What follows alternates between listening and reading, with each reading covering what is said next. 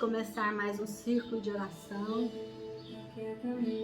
Hoje a ministração é no capítulo de Provérbios, capítulo 11. Família, já estamos no capítulo 11. Quanta vitória, quantas vitórias já temos recebido. Pai querido, nós vamos começar hoje, neste dia, mais um círculo de oração, em louvor ao Teu nome, engrandecendo o Teu nome, Senhor, eu e a minha família. Pai querido, nós entregamos aos Teus pés na cruz todas as nossas lágrimas, todas as nossas preocupações. Senhor, e nós saímos dali com o coração grato, Senhor, rejubilante, sabendo que o Senhor tem atendido os nossos pedidos, as nossas orações. O Senhor tem conversado conosco, o Senhor tem nos animado, nos revigorado, Pai. Pai, visita cada casa que está comigo agora, Senhor. Cada pessoa que está acompanhando esse vídeo agora, Pai. Visita, Senhor, sonda os corações, Pai. Derrama o dom do arrependimento, que possa haver arrependimento genuíno, Senhor, para que haja transformação, Pai querido. Em nome do Teu Filho Jesus. Renova, restaura, liberta, Senhor. Aquieta nossa alma. Nos dá, Senhor, a certeza da Tua presença. Nos faz sentir pulsar dentro de nós a Tua presença, Senhor. Para que nós sejamos ousados como Davi. Para que nós sejamos fiéis como Davi até a morte, Senhor, até o último dia de vida. Oh, glorioso Deus, a Ti, por Ti, em Ti é que nós vivemos, Senhor, para honrar o Teu nome. Senhor Deus Pai, que o Senhor seja glorificado no Filho, através das nossas vidas, em nome de Jesus. Amém? Então vamos louvar? Aleluia, Senhor. Vamos reconhecer agora o poder de Deus nas nossas vidas. Vamos reconhecer que Ele é onipotente, onipresente, onisciente. Para Ele, por Ele, são todas as coisas. Nós glorificamos, Senhor, o Teu nome, porque Tu és o Deus, Tu és o poder. Nós glorificamos o Teu nome, Senhor. Eu vou confiar, eu vou descansar. Eu não vou olhar para as circunstâncias, eu vou olhar para o Senhor. Eu não vou fixar os meus olhos nos problemas, no engano do inimigo. Eu não vou mais cair na cilada do engano do inimigo. Senhor, com Teu poder, Senhor, que está sobre mim, Senhor, eu vou permanecer, Senhor, nos Teus caminhos. Eu não vou mais sair, Senhor. Eu vou me manter firme e fiel até o último dia da minha vida neste mundo, Senhor. Para quando eu sair deste mundo, Senhor, me receba na Tua glória, Pai querido. Oh, Todo-Poderoso, eu engrandeço o Teu nome, porque o Senhor é fiel, o Senhor é justo, o Senhor é poder, o Senhor é glória. Oh, Deus, recebe o meu louvor, recebe a minha adoração, Senhor. Recebe, Senhor, recebe no Teu altar, recebe no Teu trono e derrama sobre nós, Pai, brasas vivas do Teu altar. Enche-nos com Teu Espírito Santo, até que não haja mais nada de nós, mas que seja tudo do Senhor, Pai querido. Senhor, nós não queremos mais fazer a nossa vontade, mas nós queremos fazer a Tua vontade, ó Pai. Que a vontade do Senhor seja realizada nas nossas vidas, assim como ela é realizada no céu. Oh Deus, dá-nos mais tempo de qualidade com o Senhor. Atrai-nos, Senhor. Atrai-nos, Pai. Atrai-nos para a Tua presença. Pai querido, nós corremos e nos refugiamos, Senhor, no Teu abrigo. E o Senhor coloca sobre nós as Tuas asas de proteção. Pai querido, coloca sobre nós as Tuas mãos, Senhor, de bênçãos. Senhor, meu Deus, nós queremos fechar todas as brechas, Pai. Nós queremos rejeitar todo sentimento mau.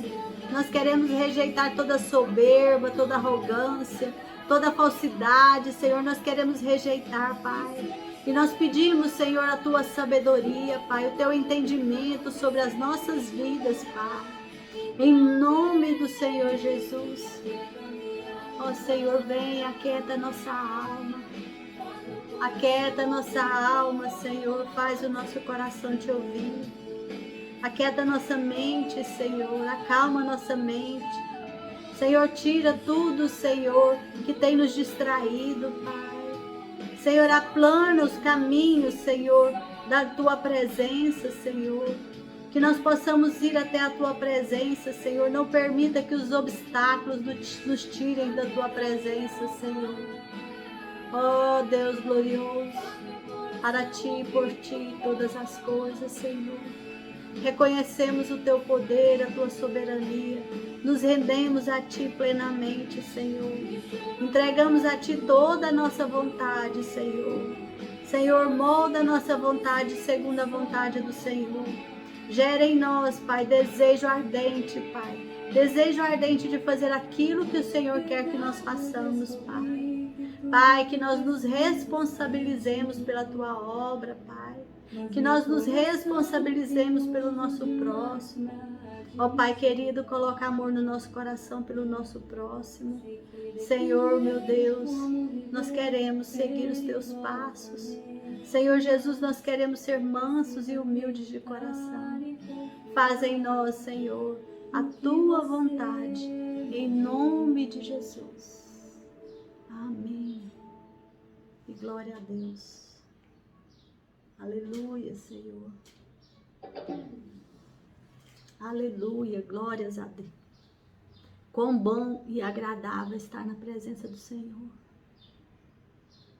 Quão bom e agradável é sentir a tua presença, Pai. A gente não quer sair desse momento, a gente quer ficar, estar para sempre, sentindo a tua presença, tendo a certeza absoluta de que o Senhor está aqui agora, Pai. Que o Senhor está ouvindo as minhas palavras, que o Senhor está olhando para mim. Oh, como é agradável, Senhor.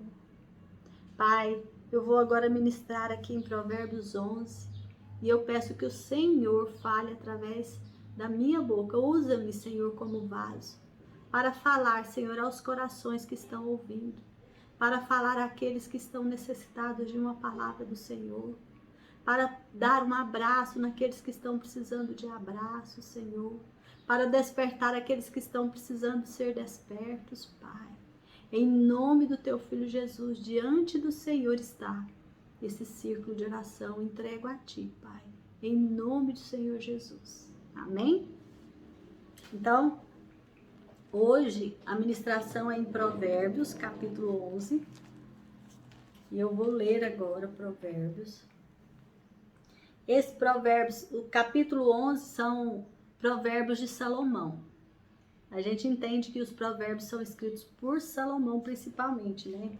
E aqui no capítulo 11 são provérbios dele, escritos por ele.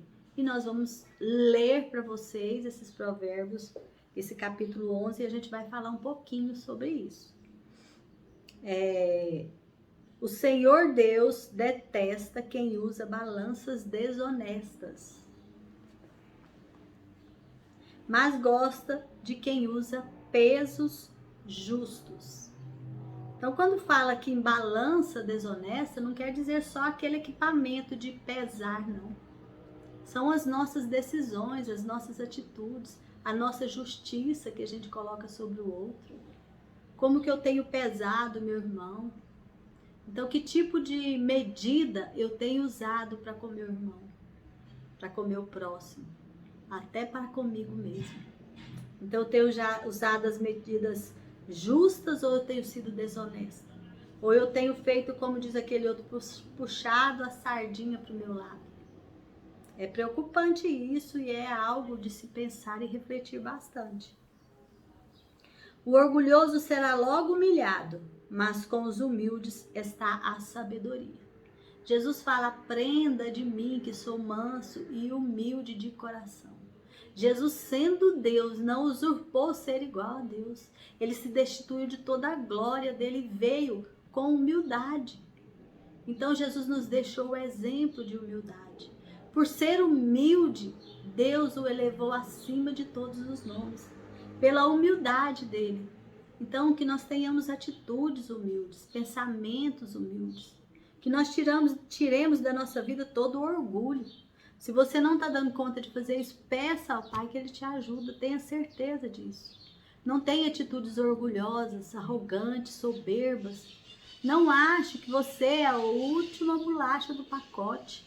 Não me ache, Meir, como a última bolacha do pacote. Tenha atitudes e pensamentos humildes, porque isso agrada ao Senhor. Quando você se posiciona de forma humilde, o Senhor te eleva. Quando você se posiciona de forma orgulhosa, o Senhor te abate. Então isso aqui é muitíssimo sério. As pessoas direitas são guiadas pela honestidade. A perversidade dos falsos é a sua própria desgraça. Então a perversidade da pessoa leva ele para a morte, para a própria desgraça dele. Às vezes ele está fazendo mal para alguém e pensa que aquilo não se volta contra ele. Mas de Deus ninguém zomba, ninguém engana o Senhor. Tudo que a pessoa plantar, ela vai colher. Então, se ela está plantando maldade, imagina o tamanho da maldade que ela vai colher. Então, que nós possamos ser honestos, que nós possamos ser justos, que nós possamos ser humildes. Olha, já vieram 3 qualidades grandiosas para nós aqui nos 3 primeiros versículos. No dia do julgamento, as riquezas não adiantam nada, mas a honestidade livra da morte. No dia do julgamento final, no dia da nossa morte, a gente vai levar alguma coisa da terra? No dia que nós morrermos, nós vamos levar algum bem acumulado terrestre? Por isso que o Senhor Jesus fala, guarde teu tesouro lá no céu. Porque quando você morrer, você vai usufruir do que você guardou lá. Agora, quem guarda tesouros na terra, acumula tesouros na terra, se preocupa com seus tesouros na terra, vive por causa dos seus tesouros na terra. No dia do julgamento, ele vai colher nada. Porque esses tesouros da terra, eles serão queimados. A terra está entesourada para o fogo. Tudo que tem aqui na terra está entesourado para ser destruído no fogo. Virão novos céus e nova terra. Não vale a pena viver angustiado, viver sufocado, viver agoniado por causa de bens materiais. Não vale a pena. Guarde o seu tesouro no céu. Não guarde o seu tesouro aqui na terra, porque onde está o teu tesouro, ali está também o teu coração. Então, medita bastante nesse pensamento. 5. A honestidade torna mais fácil a vida dos bons, porém os maus causarão a sua própria desgraça. Esse basicamente é o que a gente já falou aqui no 3, né? A honestidade livra o homem correto, mas o desonesto é apanhado na armadilha da sua própria ganância. Continuamos no mesmo assunto. Quando o perverso morre, a sua esperança morre com ele. A esperança dos maus dá em nada. É o que a gente falou sobre guardar riqueza aqui nesse mundo. Essa esperança de ser rico, ser abastado, ser milionário. Não precisa nem trabalhar mais porque eu tenho um celeiro cheio. Cuidado se essa for sua única preocupação. Porque depois que morrer, não vai adiantar ter celeiro cheio aqui na terra. O homem honesto escapa da angústia, porém o mal recebe em lugar dele. Aquele que busca o Senhor, que é honesto, que é fiel ao Senhor, ele livra ele da sua angústia. No dia da angústia, eu o livrarei. Ele me invocará e eu lhe responderei. As palavras dos maus destroem os outros, mas a sabedoria livra do perigo o homem correto. As palavras dos maus destroem os outros. Já viu como que uma palavra maldita, ela pode destruir família e até um país? Palavras malvadas destroem pessoas. Palavras malvadas destroem corações, destroem crianças, destroem sonhos. Analisemos bem as nossas palavras. Nós temos falado palavras de vida ou palavras de morte? Nós temos trazido vida ou temos trazido morte através da nossa palavra? A cidade fica contente com o sucesso de pessoas honestas e há gritos de alegria quando morre o homem mau. Isso aqui eu me lembro muito da nossa situação política, né? Quando nós temos alguém, uma autoridade sobre nós, que é o temente ao Senhor, que busca agir de forma correta, o país inteiro se alegra. Mas quando são desonestos e maus, o país inteiro se entristece. Então, aquele governo mau, ele vem sobre os maus e vem sobre os bons. Então, quem é do Senhor, que ore, que se lembre de orar por essas eleições que nós vamos ter agora. Ore, família. Clame ao Senhor por uma autoridade justa sobre nós. Autoridades tementes ao Senhor, porque aí o mundo vai sentir os efeitos disso, nosso mundo, nosso Brasil. Feliz é a nação cujo Deus é o Senhor. E cabe à nação orar em prol para que isso aconteça. Quando a nação se afasta de Deus, Deus permite autoridades desonestas, corruptas. Porque aí aquele povo sente os efeitos do que eles fizeram, porque de Deus não se zomba, tudo que planta, colhe. E se a gente vive no meio de pessoas que plantam desgraças, já imaginou se aquilo não vai respingar na gente? Se nós não vamos ter aquela mesma autoridade?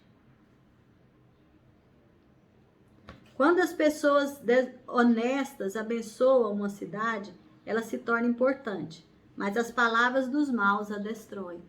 Quando as pessoas honestas abençoam a cidade, quando as nossas autoridades abençoam a cidade, a gente usufrui, a gente vive um tempo de prosperidade, de bonança.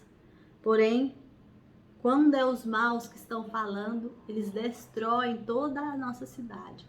A gente tem uma natureza destruída, a gente tem ruas destruídas, a gente tem serviço social mal feito, serviço de saúde precário, tudo impostos sobrecarregados nas nossas costas, impostos altíssimos que nos detonam, que nos maltratam, que nos judiam, pagando imposto sobre imposto. Isso é reflexo de uma sociedade corrupta, de uma sociedade afastada do Senhor, de uma sociedade que não busca a Deus, de uma sociedade que não aceita a Bíblia nas escolas, de uma sociedade que anda e segue o caminho dos maus, de uma sociedade que não tem sabedoria, porque o princípio da sabedoria é o temor do Senhor. Uma sociedade que não teme a Deus não tem sabedoria, e quem não tem sabedoria colhe a morte. Quem tem sabedoria tem o seu tempo de vida prolongado. Não é isso que nós estamos estudando esses dias? Nesses primeiros capítulos de Provérbios, a gente tem falado muito sobre a sabedoria. 12. É tolice tratar os outros com desprezo. O homem prudente prefere ficar calado. Então, a sabedoria é daquele que fica calado. Seja pronto para ouvir, tardio para falar, mais tardio ainda para se irar. Então, quando você fica em silêncio, você evita muito problema. Se você não tem uma palavra que edifica para poder falar, o silêncio vai te ajudar e ajudar tudo à sua volta. Deixa Deus agir. Peça palavras de sabedoria. Peça palavras de entendimento. Não vá falando aquilo que te dá na cabeça de qualquer forma. Pense antes de falar. se nós pensarmos antes de falar, quantos problemas a gente vai evitar, né? Lembrei da Sarinha agora, ela falando isso no círculo de oração dela. Se a gente pensar antes de falar, quanto problema a gente pode evitar. 13. O mexeriqueiro espalha segredos, mas a pessoa séria é discreta. Já imaginou contar os seus problemas para uma pessoa mexeriqueira? Quanta decepção você vai ter? Então, cuidado com a pessoa que você desabafa o seu coração. Não seja uma pessoa que sai falando aí para todo mundo os seus problemas. Não fica lamuriando para o mundo os seus problemas. Vá para os pés do Senhor. Entrega na cruz. Coloca lá na cruz as suas lágrimas. Deposita aos pés da cruz, porque na cruz foi levado toda a sua dor, toda a sua transgressão. Pelas pisaduras de Jesus você foi curado. Não fica por aí falando para todo mundo, porque você vai encontrar os mexeriqueiros. Os mexeriqueiros vão levar os seus problemas para toda a cidade. E as pessoas vão começar a olhar para você e se sentir pena de você. Você quer que as pessoas sintam pena de você? Você quer ser a coitadinha ou coitadinho da região? Toma cuidado. Onde você coloca, a quem você fala os seus problemas. Quando você tiver um problema, abre lá a porta do seu quarto, entra e fecha atrás de você. E sozinho, sozinha no seu quarto, chora aos pés da cruz de Jesus. Eu não estou dizendo que a gente não pode ter uma pessoa que a gente desabafa, mas uma pessoa que Deus coloca na nossa vida para nos ajudar a levar a nossa carga. Não é todo mundo, qualquer pessoa, já estou reclamando da vida para ela. Cuidado. O país que não tem um bom governo cairá, com muitos conselheiros à segurança. A gente tem falado sobre isso. Quem ficar como fiador de qualquer um acabará chorando. Será melhor não se comprometer. Então, se você vai colocando o seu nome como fiador para qualquer pessoa, cuidado, porque você pode receber a conta dessa pessoa na sua conta bancária e você vai ter que arcar. É melhor não se comprometer. A mulher bondosa é estimada, mas a imoral é uma vergonha. O preguiçoso nunca terá dinheiro, mas quem tem iniciativa acabará ficando rico. Então a gente falou aí sobre, vá ver com a formiga o preguiçoso. A preguiça gera miséria, gera pobreza. Então, se você tem problema com preguiça, sente preguiça, acha graça da preguiça, fica achando graça de preguiçoso, cuidado. Clame ao Senhor, misericórdia, Senhor, me tira dessa situação. Rejeite a preguiça. Seja trabalhador, trabalhadora. Porque a pessoa, quem tem a iniciativa, quem faz, acaba ficando rico. É próspero. Deus abençoa o trabalhador. Deus ainda fala, o trabalhador é digno do seu salário. Quem age com bondade faz bem a si mesmo. E quem pratica maldade acaba se prejudicando. A gente viu essa frase escrita aqui de várias formas, né? A pessoa que age com maldade, ele acaba prejudicando a si mesmo. E aquele que age com bondade, ele acaba recebendo bondade para si mesmo também. A lei da semeadura. Os maus não ganham nada com a sua maldade, mas quem faz o que é direito, na certa será recompensado. Mais uma vez. Quem está resolvido a agir direito viverá, e quem insiste em fazer o mal morrerá. Bem explícito, faça o bem. Por quê? Porque a Bíblia, ela nos ensina a sermos perfeitos e perfeitamente habilitados para toda boa obra. O Senhor Deus detesta quem tem coração perverso, mas alegra com pessoas corretas. Deus detesta a perversidade, a maldade, a desonestidade, a soberba, a arrogância, a prepotência. Deus não gosta que a gente fique construindo muros entre nós e as pessoas. Deus quer que nós construamos pontes, que nós sejamos como pontes sobre as águas, como abrigo no deserto, como flecha que acerta o alvo, como farol que ilumina a noite.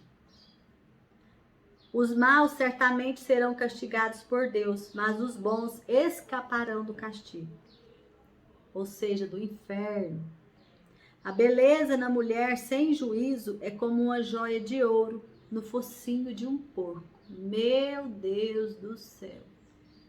A mulher bela, mas sem juízo, é como colocar uma joia no focinho de um porco. Ela vai se escrafunchar toda na lama e vai destruir a sua vida. Então, a beleza tem que ser cuidada com respeito, com cuidado. E tem que ser cuidada, porque é preciosa. Os planos dos bons trazem felicidade. O que os maus planejam produz ódio. Então, que o Senhor tenha misericórdia de nós. Que nós tenhamos planos bons, não planos maus, não pensamentos maus, não coisas ruins. Algumas pessoas gastam com generosidade e ficam cada vez mais ricas. Outras são econômicas demais e acabam ficando cada vez mais pobres. Gasta com generosidade. Você é generoso ao gastar o seu dinheiro? Quando você vai fazer uma compra para sua casa, você fica retendo cada centavo com medo de trazer prosperidade para dentro da sua casa? Como que você tem sido? Você é uma pessoa generosa? Ou você é uma pessoa sovina? Quando alguém vai almoçar na sua casa, você faz um banquete para aquela pessoa se sentir bem na sua casa? Ou você fica contando os grãos? Aquele que é generoso, ele recebe generosidade. Aquele que é sovina, ele recebe sovina. De Deus não se zomba, tudo que você semeia, você colhe. E quando a gente planta um grão de milho, a gente colhe várias espigas. Então tem mais isso ainda, você não colhe só aquilo que você plantou, você colhe aquilo que você plantou em grande quantidade. Quem é generoso progride na vida, quem ajuda será ajudado. É melhor ajudar do que ser ajudado, não é? Se você ajuda e tem um tempo que você precisa de ajuda, você será ajudado. Quem é generoso progride na vida. Você já viu que tem pessoas assim que são... todo o tempo que você está perto delas é aquela fartura, aquela generosidade, aquela alegria. O tempo pode estar bom, estar ruim, estar de chuva, estar de sol... Tem pandemia, não tem pandemia, essa pessoa não falta a prosperidade, a generosidade na mesa dele. Por quê? Porque ele age assim, ele planta essa semente. O comerciante que armazena mantimento, esperando o preço mais alto, é amaldiçoado pelo povo. Mas o que põe à venda o que tem é estimado por todos. Vocês já viram que a gente vê muito falar nisso? Alguém colhe, faz uma colheita, esconde nos seus silos, espera o preço bom para depois vender. Ou seja, não me interessa se você precisa ou não, interessa que eu vou ganhar mais. Então essa pessoa ela acaba sendo amaldiçoada pela sociedade. Mas aquele que se preocupa com o próximo e fala, olha, o mercado está precisando, está em falta, então eu vou vender. Ele não se preocupa tanto com a sua própria riqueza, porque quem cuida da sua própria riqueza é Deus. Quem procura o bem é respeitado, mas quem busca o mal será vítima do mal. Aquele que confia nas suas riquezas cairá, porém os honestos prosperarão como as folhagens. Não confie na sua própria riqueza, não confie na força da sua mão, não confie em si mesmo. Porque em vão trabalha o homem se Deus não estiver nesse negócio. Em vão vigia a sentinela se Deus não guarda aquela casa. Então, se Deus não estiver à frente, em vão a gente faz seja lá o que for. Então que a gente não confie em nós mesmos, mas que a gente confie no Senhor. A palavra diz que é maldito o homem que confia no homem, que confia nas coisas que o homem é capaz de fazer. A gente tem que confiar em Deus. Quem dirige mal a sua casa acaba sem nada. Quem não tem juízo será sempre escravo de quem é sábio. Quem não tem juízo ficará sempre escravo de quem é sábio, porque quem é sábio vai estar sempre por cima. Uma pessoa correta traz bênçãos para a vida dos outros. Quem aumenta o número de amigos é sábio. Quem faz amizade é sábio. Assim como os bons são recompensados aqui na terra, também os pecadores e os maus são castigados. Então, às vezes, a gente vê o mal prosperando, vê ele recebendo determinadas coisas, a gente só vê um ínfimo da vida dele. Aí já acha que aquela pessoa está muito bem, mas o mal será castigado, o bom será recompensado, será salvo. A palavra, a Bíblia nos ensina a fazer toda boa obra, a sermos bons. Amém? Então, lendo esses provérbios, entendendo que eles são de Salomão, eu fiquei analisando. E aí fui anotando aqui o que eu fui entendendo da parte do Senhor. E me veio o seguinte pensamento: a importância da nossa fidelidade para a nossa descendência. Sabe por quê? Porque eu fiquei pensando, isso aqui é provérbio de Salomão. Quem foi Salomão? Salomão foi o homem mais sábio de todos os tempos, mas que ele se deixou levar por problemas de se achar, eu imagino, de não vigiar, eu imagino. Então Salomão, apesar de ser o homem mais sábio, ele não foi fiel a Deus. E aí, apesar de ele não ter sido fiel, apesar dele ter errado, apesar dele ter caído, apesar de Deus tê-lo rejeitado, Deus não imputou a ele a carga do pecado dele por causa do amor a Davi, que era o seu pai. Então, a importância da fidelidade, da nossa fidelidade a Deus para a vida da nossa descendência. Eu acredito que nós temos colhendo muito fruto por causa da nossa avó Maria, por causa das orações, por causa da fidelidade da nossa avó Maria.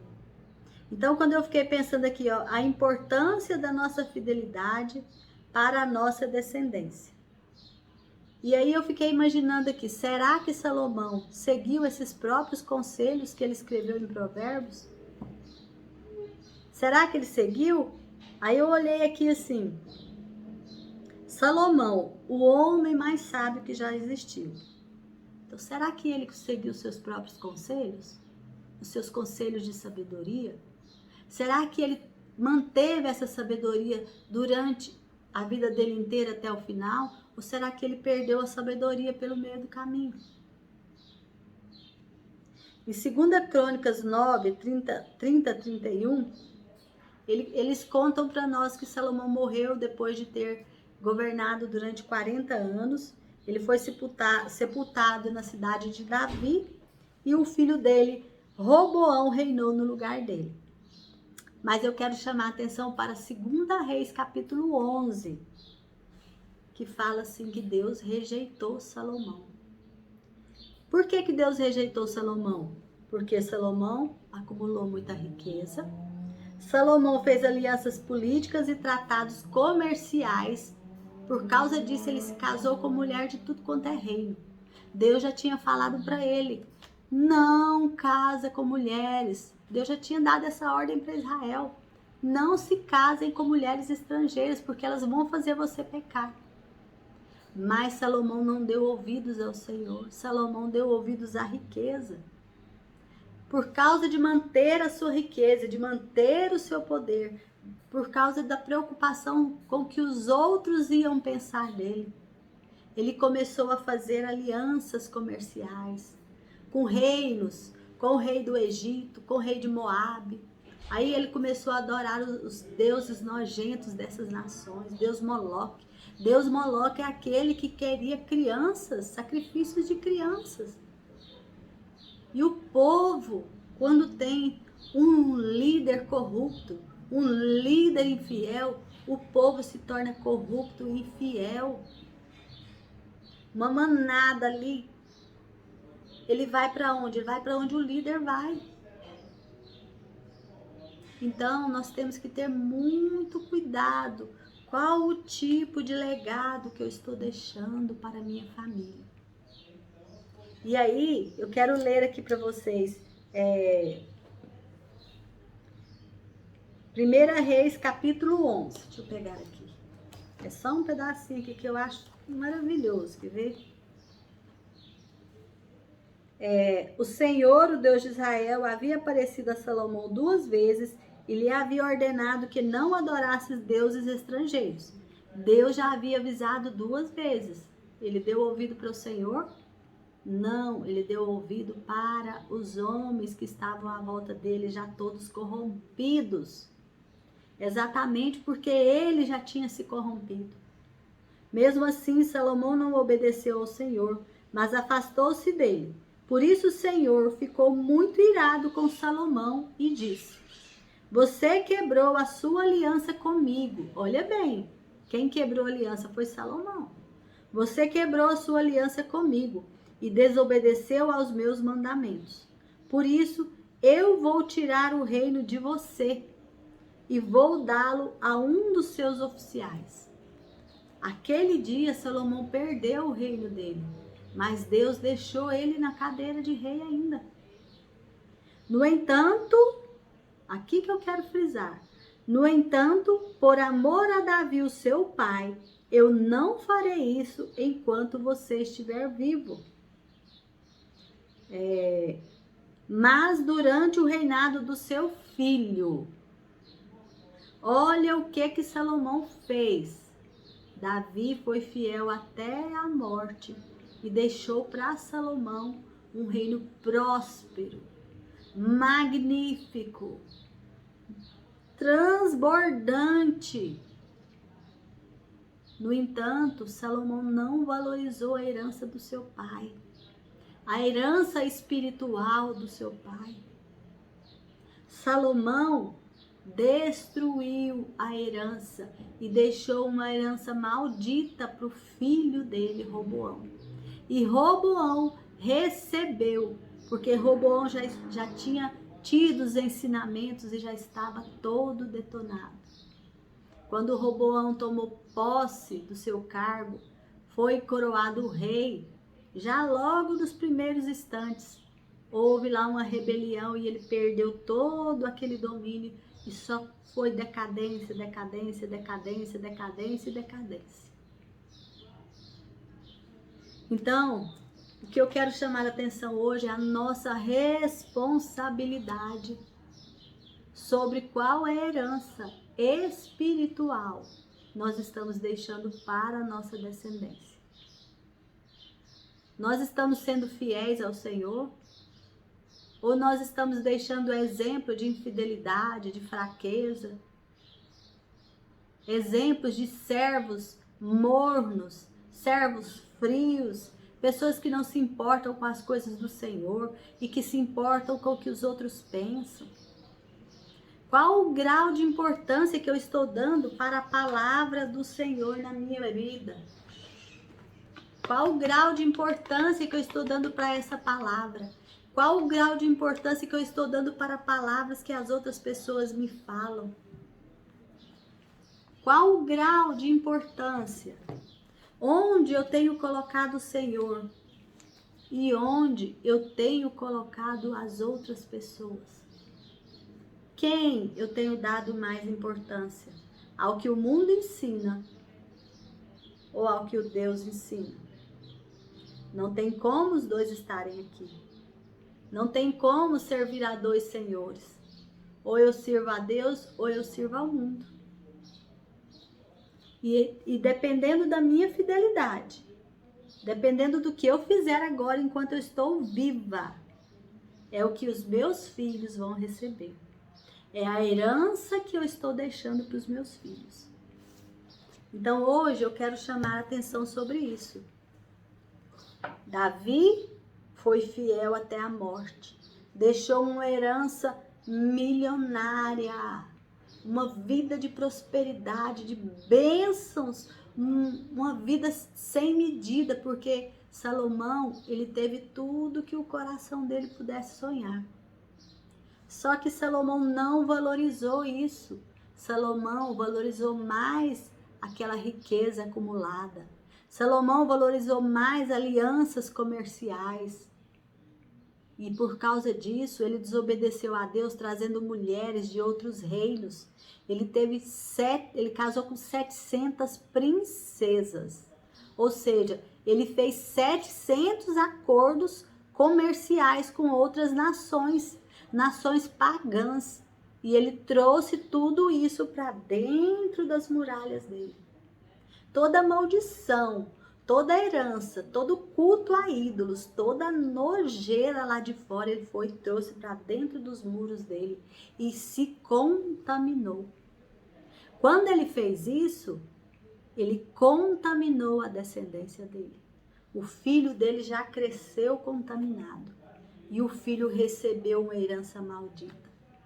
Recebeu destruição, desgraça, recebeu divisão, arrogância, prepotência, soberba. Não existia mais humildade naquele reino. E não existia mais o louvor e a adoração ao Senhor. Feliz a nação cujo Deus é o Senhor, e infeliz a nação cujo Deus são estátuas, que não ouvem, não falam, não sentem, não podem fazer nada por nós. Porque é idolatria. Infeliz a pessoa que segue idolatria. E idolatria não é só adorar um Deus de barro, não.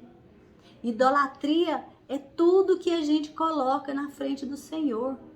Adultério é como idolatria.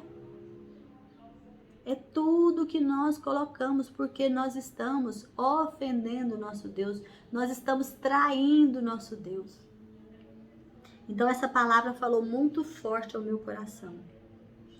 Deus, ele não destituiu Salomão do seu trono por amor ao pai de Salomão, a Davi. Mas destituiu o filho de Salomão por causa da transgressão do pai. Olha que tristeza. Então a nossa responsabilidade é o que fica aqui, família. Esse trabalho pela família, esse círculo de oração pela família. Nós estamos trabalhando a nossa família. Então quem é a autoridade da sua casa? Você é a autoridade sobre os seus filhos? Que tipo de herança você tem deixado para os seus filhos? Você tem se responsabilizado e se preocupado com isso? Ou tanto faz como tanto fez? Então que você possa refletir nessa palavra de hoje e começar a trabalhar a partir de hoje, se é que você já não está fazendo. A partir de hoje, pense nos seus filhos. Pense no legado espiritual que você está deixando para os seus filhos. Pense na herança espiritual que você está deixando para os seus filhos. E toda a herança que a gente recebeu que não agrada ao Senhor, que nós possamos rejeitá-la nesse dia. E transformar em heranças de bênção para os nossos descendentes. Amém? Que a gente possa construir uma família consolidada. Uma família de servos fiéis, verdadeiros adoradores do Senhor. Em nome de Jesus, amém? Então eu quero orar com você. Pai amado, em nome do teu Filho Jesus, Pai. Eu coloco diante do Senhor hoje a herança que nós estamos deixando para a nossa descendência, para a nossa posteridade, Pai querido.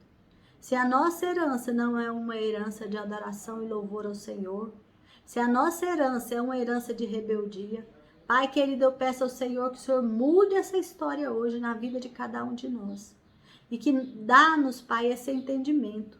Nos desperta, Senhor, para que a gente possa buscar, Senhor, deixar uma herança, assim como Davi deixou para Salomão. Que nós sejamos, Senhor, prudentes, que nós vejamos o exemplo de Salomão como um exemplo a não se seguir, mas que nós vejamos o exemplo de Davi como um exemplo a se seguir. Servo fiel, verdadeiro adorador, homem segundo o coração do Senhor. Obrigada, Pai, por esse entendimento, porque o Senhor está conosco. Abençoa a herança que nós deixarmos para os nossos filhos. Nos dá sabedoria para deixarmos uma herança, um legado que agrada ao Senhor e que transforma a nossa família em uma família de verdadeiros adoradores, que adoram o Senhor em espírito e em verdade. É em nome do Senhor Jesus que eu deixo aqui esta oração. Senhor, visita cada um da minha família, Pai. Visita, Senhor, a saúde, Pai querido. Visita, Senhor, a vida financeira. Senhor, visita a vida espiritual, emocional. Pai querido, em nome do Senhor Jesus, que haja conversão na nossa família. Aqueles que ainda não são convertidos, que eles possam receber, Senhor, o dom do arrependimento e se converter genuinamente a Ti, Pai. Aqueles que estão doentes, que o Senhor possa vir a curar. Aqueles que estão afastados, que o Senhor possa trazer de volta. Pai querido, aplana o caminho da minha família em direção ao Senhor. Atrai essa família para Ti, Pai. Gera nessa família, Senhor, verdadeiros adoradores, que adoram o Senhor em espírito e em verdade. Aqueles que estão oprimidos, Senhor, cativos, liberta, Pai querido. Aqueles que estão tristes, alegra, Senhor.